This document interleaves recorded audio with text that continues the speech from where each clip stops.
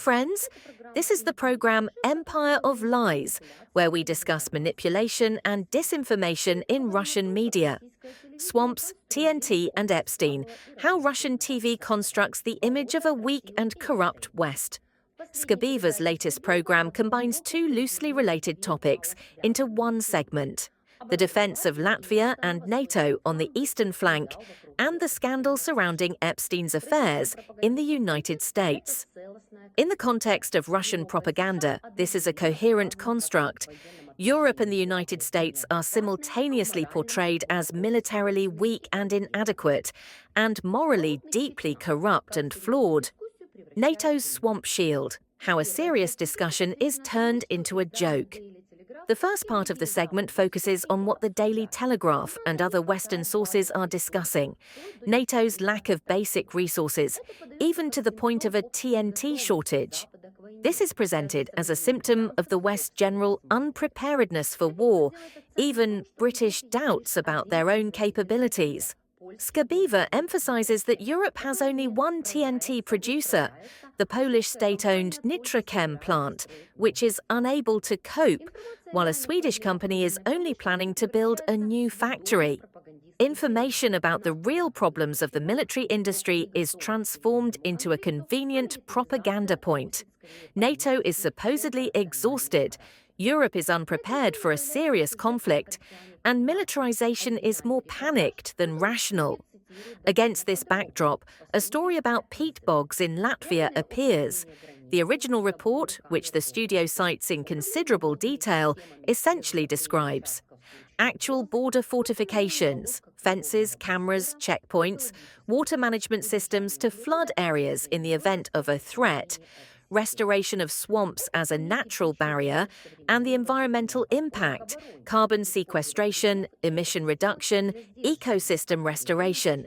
This is a typical example of a modern, green approach to defense, using terrain and ecosystems for deterrence, simultaneously combining security and climate action. But in a Russian studio, this story turns into a caricature: Latvian military geniuses, NATO's swamp shield, a crazy idea. Language designed to make Latvia's measures seem ridiculous and absurd. The actual report ends with a perfectly sober remark from an expert: a swamp is just one element of defense. The Russians themselves are well versed in such tactics, and such obstacles can be overcome in winter. However, in Skabeeva's framing, only mockery remains. This creates a double effect. One, Europe as alarmist. The Baltic states are portrayed as nervous and illogical, so afraid of a Russian invasion that they are willing to drown tanks in a swamp. 2. Europe as NATO's weak link. The alliance lacks TNT, artillery, submarines and air defences, and Latvia is trying to compensate with swamps. This deliberately confuses the real problems of defence budgets with the grotesque image of a peat shield. As a result, the Russian audience is left with the impression that the West is simultaneously frightened by the Russian threat and incapable of serious preparation, while notable elements of environmental and defence policy in the EU are reduced to mere jokes. There are doubts about the West's readiness for this war. Even the British are expressing doubts. The Daily Telegraph reports that NATO is short of basic resources, including TNT.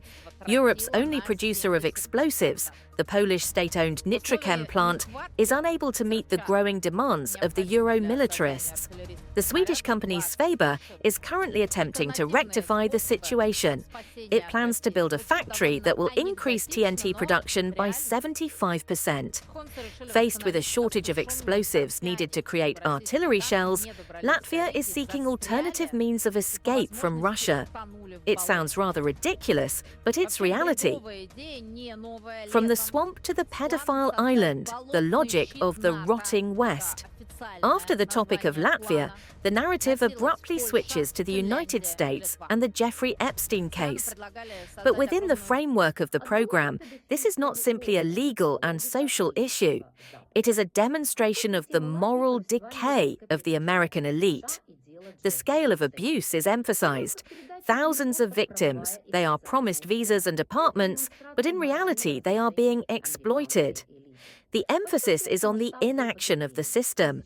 It is described how, back in the 1990s, the FBI ignored victims' statements. There is a distrust of the authorities' intentions. The phrase that Epstein's documents are being secretly purged of well-known names is used. In this framework, even Trump himself appears part of the swamp, albeit in a special role. His approval rating is down to 38%. He's irritated, rude to journalists, and the accusations of ties to Epstein are accompanied by his own political maneuvering.